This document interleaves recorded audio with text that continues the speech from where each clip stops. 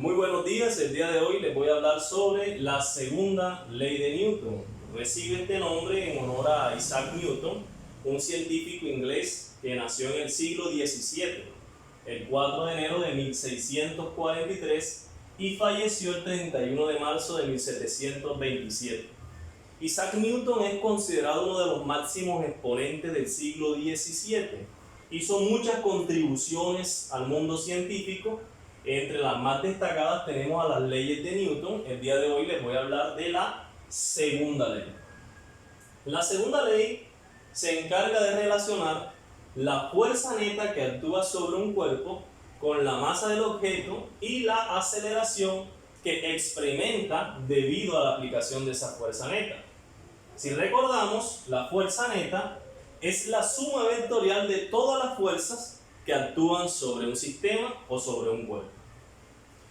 Vamos a analizar dos relaciones para plantear la segunda ley de Newton. Esas relaciones son la fuerza causa aceleración y la masa se resiste a acelerar.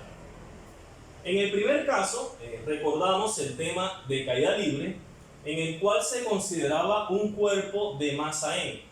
Este cuerpo, si se deja caer, comienza a aumentar su rapidez debido a una aceleración que se le llama gravedad. Esta aceleración surge de la interacción gravitacional entre la masa del objeto y la masa de la Tierra. Esa interacción, en este caso, se le conoce con el nombre de peso. El peso se calcula multiplicando el valor de la masa del objeto por la gravedad del mismo. Estas semirrectas en la parte de arriba de la letra significan que es una cantidad de tipo vectorial, es decir, que hay que definir su magnitud y su dirección. En el primer caso es una caída libre, donde la resistencia se asume como cero. Esta resistencia cero significa que no existe aire o un fluido que perturbe la caída del objeto. En este ejemplo, la fuerza neta que actúa sobre el objeto es el peso, que de ahora en adelante vamos a simbolizar con la letra W. En el segundo ejemplo, ya estamos considerando aire, y aquí aparece una fuerza que se le conoce como resistencia del aire, la cual hemos simbolizado con la letra R. En este caso, la resistencia es diferente de cero. La aceleración que adquiere este cuerpo ya no es igual a la gravedad, ya es menor que la gravedad. ¿Por qué? Porque aparece una fuerza que se le conoce como resistencia del aire. La fuerza neta en este caso es la diferencia entre el peso y la resistencia del aire. En algunos casos, la resistencia casi siempre depende de la rapidez de caída del objeto. Es decir, que entre más rápido vaya, la resistencia es mayor. Puede llegar un momento en que la resistencia se iguale con el peso. En este caso particular, la fuerza neta se hace cero. ¿Por qué? Porque el peso es igual a la resistencia. Cuando eso ocurre, el cuerpo ha adquirido su máxima rapidez, y esa rapidez se le conoce como rapidez terminal. Siguiendo con la relación entre fuerza y aceleración, vamos a suponer, en este caso, que se aplica una fuerza sobre un objeto de masa m. La aplicación de esta fuerza produce una aceleración. En este caso estamos considerando una superficie lisa por donde se está moviendo el cuerpo, es decir, la resistencia es cero. Si aplicamos el doble de fuerza bajo las mismas condiciones, esperaríamos que se produzca el doble de aceleración. Esta resistencia que hemos hecho cero se le conoce comúnmente como fricción. La fricción surge o aparece debido a, si hacemos un zoom por ejemplo entre la superficie y el cuerpo, nos damos cuenta que esas superficies son rugosas. Entonces esa interacción de esas rugosidades produce lo que se conoce con el nombre de fricción. La fricción depende de los materiales que estén en contacto. Por ejemplo, si es vidrio, vidrio, si es vidrio, madera, si es madera, madera. Entonces la fricción depende del material en contacto. Y también depende de qué tanto oprima una superficie a la otra. Es decir, depende también de la masa del objeto que está encima de la superficie. Pueden existir dos fuerzas de fricción, una que se conoce con el nombre de estática, que simbolizamos con F sub E, y una que se conoce con dinámica, que se simboliza ahora como F sub D.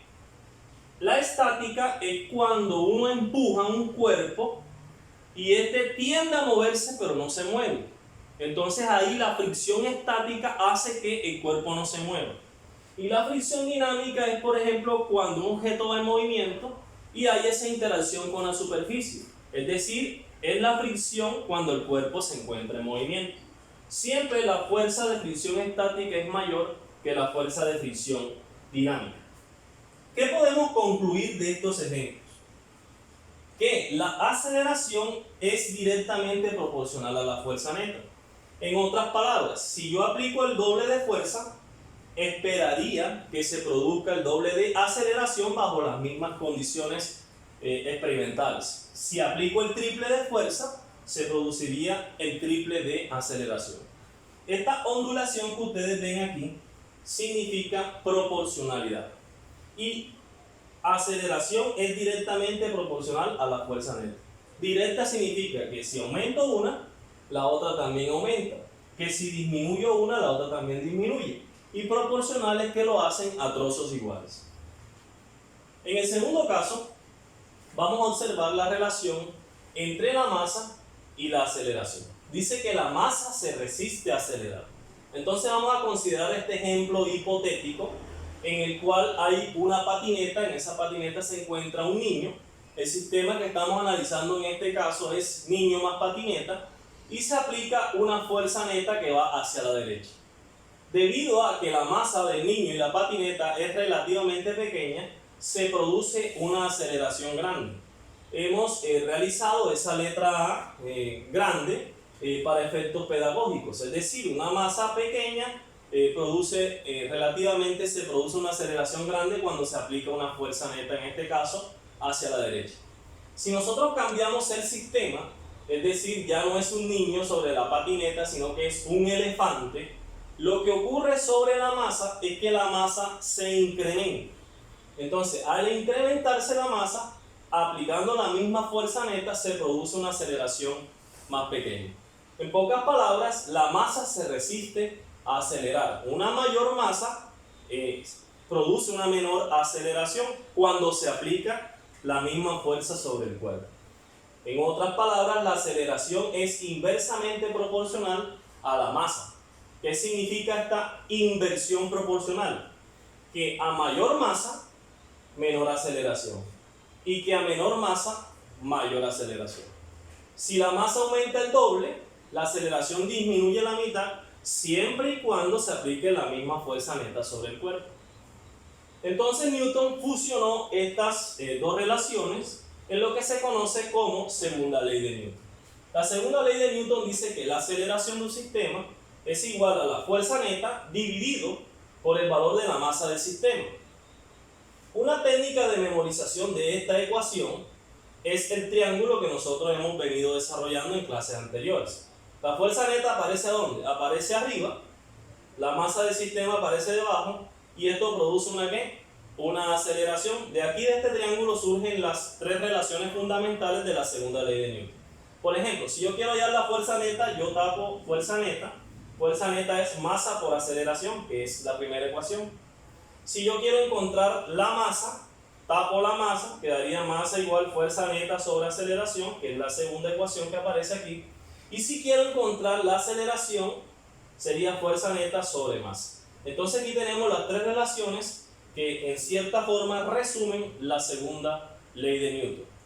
En otros videos vamos a desarrollar algunos problemas donde se aplique la segunda ley de Newton. Muchas gracias.